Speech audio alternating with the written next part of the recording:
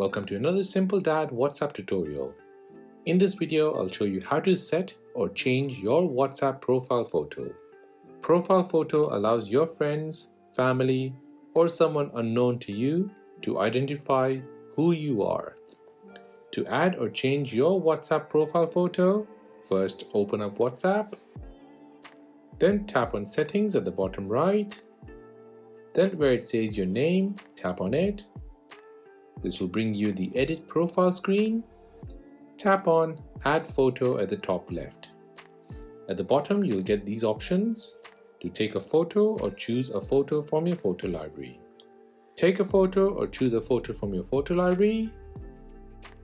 Your profile photo will appear in the next screen in a circle shape. Pinch in or pinch out to adjust the photo. Then tap on Choose at the top right to set it. This will set your WhatsApp profile photo to the one you have chosen. And that is how to set or change your WhatsApp profile photo. If you have made it to the end of this video, then please hit the like button, and most importantly, please consider subscribing to this channel for more videos like this. If you have any other questions, then please do let me know in the comment section down below. Thanks for watching and see you in the next one.